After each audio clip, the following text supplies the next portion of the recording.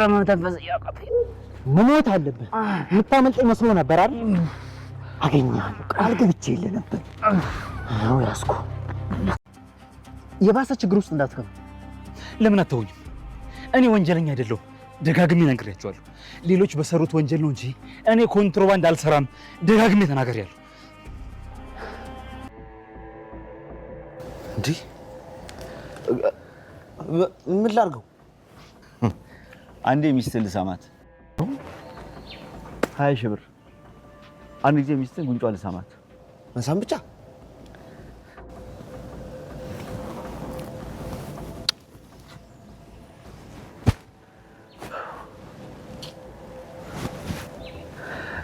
በ100 ሺህ ብር አብራኝ ታድራለች። ትስማማለህ?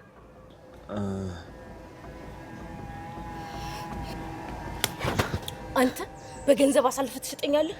ድሮስ ደላላ ምን ልታደርግ ነው? ምን አለ ልምታው? 25 ሺህ እከፍላለሁ። ከዛ መቀበጫው ላይ ትመታ።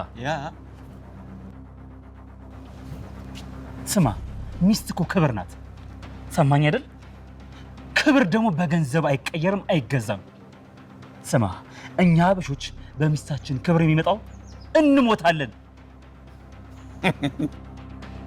አይደለም እኔ እያለሁ በአካል ልትመታት ቀርቶ በሐሳብ እንኳን ደግመህ እጅ እንዳታነሳባት። በራሱ ቤት ተከራይ ሆኖ ገብቶ የሚንከራተተው ሞገስ በአጭበርባሪዎችና በሙሰኞች ወንጀሉ ወደሱ የተላጠፈበት ሞገስ ንብረቱን ለማስመለስ ነፃነቱን ለማሳወጅ የሚያደርገው ትግል። በነገራችን ላይ ምሳሌ ድራማ ብዙ የልጅ ልጅ እያየ ነው። እያንዳንዱ ታሪክ የራሱን ታሪክ እየወለደ ነው። ከምሳሌ ወደ ዳጣ፣ ከዳጣ ደግሞ ወደ ሰገል መተናል። እጅግ የሚገርም ታሪክ ነው። ሞገስ ጥሮ ግሮ ወርዶ ከጎዳና ተዳዳሪ ወይም ከድህነት ተነስቶ የሀብት ማማ ላይ የደረሰው ሞገስ በአደገኛ ሰዎች ንብረቱን እንዳጣ ወይም ህገወጥ ዝውውር ወይም ህገወጥ ስራ ሰርተሃል በማለት ንብረቱ እንደተወረሰበት እናስታውሳለን። በገዛ ቤቱ ተከራይ ሆኖ የገባው ሞገስ ለምን ገባ? ንብረቱ ሲመለስ ይህ የአማረና ይህ የዘነጠ ቤቱ ለምን ቀረበት?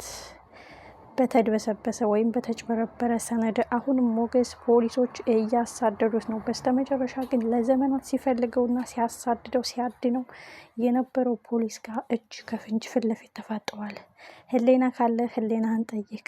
እኔ ትክክለኛ ወንጀለኛ ወይም እናንተ እንደጠረጠራችሁት ዶክሜንት አጭበርብሬ የሀብት ማማ ላይ እየደረስኩ ቢሆን እግሬ አውጪኝ ብዬ ከዚህ ሀገር ነበር የምጠፋው። እኔ ግን እንደምታውቀው ንብረቴን ለማስመለስ ወደ ታች ወደ ላይ ላለው፣ አንተ ደግሞ ህግን ለማስከበር እኔን ታሳድዳለህ። ህሌና ካለ ትክክለኛ ወንጀለኞችን አሳደህ ፈልግ በማለት እንግዲህ በካቴና አስሮ ትቶት ሂዷል።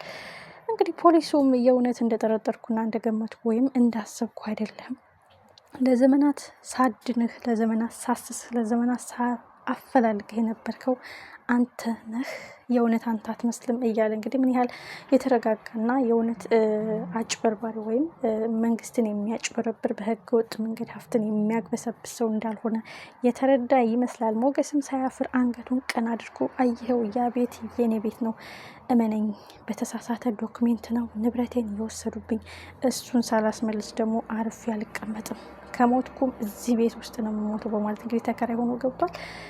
የቤቱ አከራይ ደግሞ እንግዲህ ጥሮ ግሮ ለፍቶ ወጥቶ ወርዶ እንዳሰራው ቤቱን እንግዲህ በጣም የባልቴት ኑሮ እንዲኖሩ እያደረጋቸው ነው። እሱም በገቡ በወጡ ቁጥር እየተነጫነጨ ወይም ሴቶቹን ከኔ ጋር ታድራላችሁ፣ ብር በየቀኑ ሰውን ይገዛል፣ እምነትን ይሽራል ወይም እምነትን ያጎድላል። ድሆች ለኔ መጫወቻዎች ናችሁ፣ ድሆች ለኔ መዝናኛዎች ናችሁ። ዛሬ አንዷ ሚስት ጋር ባድር፣ ነገ አንዷ ሚስት ጋር አድራለሁ። ከዚህ ቤት መንቅር ያስወጥች ሌላ አዲስ ሰው አዲስ ህይወት እያለ እንግዲህ በገንዘቡ እየተጫወተ ያለው ይህ ሰውዬ ምን አይነት የተደበቀ ወንጀል አለ እያሉ እንግዲህ ትክክለኛ ዶክሜንት እያሰሱ ነው። መርዞ ደላለውና ሞገስ ኤፍራታና ሉላ ዛሬ እንግዲህ እኔ ጋ ናችሁ እያለ በገቡ ቁጥር በጣም አደገኛ ሰው ወይም ሴት ወዳድ ወይም ሴሰኛ፣ በተለይ ትዳር የያዙ ሴቶች ለእኔ ይመቹኛል እያለ በገንዘቡ ምስኪኖችን የሚያሳድድ አደገኛ ሰው እንደሆነ እያየነው ነው። ሰው ልብስ አቶ ልብስ ለምን አጥባችሁ አሰጣችሁ እያለ እንግዲህ ሲያሰቃያቸው አይተናል። መርዞ ደላላውና ሞገስ በፍጹም ከዚህ ቤት አንወጣም፣ የዚህ ቤት ጉድ አውጥተን ነው የምንወጣው፣ እዛ ቤት ውስጥ ያለችውን ሴትዮ ማወቅ አለብን፣ ምን አይነት ጉዳትና ምን አይነት ግፍ እየተሰራባት እንደነበረ ማስረጃ መሰብሰብ አለብን በማለት መርዞ ደላላውም የገንዘብ ነገር አይሆንለትም እና ዛሬ ሚስትህን ጉንጯ ልሰማት በማለት ወደ 20 ሺህ ብር ሲሰጠው አይኑ ፍጥጥ ብሎ ቀርቷል። እመነኝ 100 ሺህ ብር ቻሌንጅ ጀምር፣ ታጥባ ታጥና ትጠብቀኝ፣ አዳሯ ከኔ ጋር ነው በማለት እንግዲህ ለወጥመዳቸው አሪፍ አጋጣሚ ቢመቻችላቸውም ኤፍራታ ግን በፍጹም አንተ ምን አይነት ወራዳ ነህ በማለት መርዞን በጥፊ ወልውለዋለች።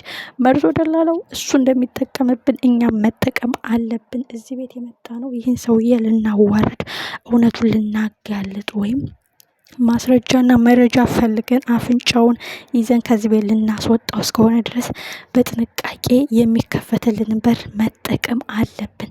እመኝኝ፣ እያወራሽ ወይም በመጠጥ እያዋዘሽ እንዲቆይ አድርገው፣ እኛ እቤት ገብተን የምንፈልገውን ዶክሜንት እንወስዳለን በማለት ኤፍራታን ቢያባብላትም ምንም ከክብሬ አይበልጥም በማለት እምቢ ብላ ነበረ።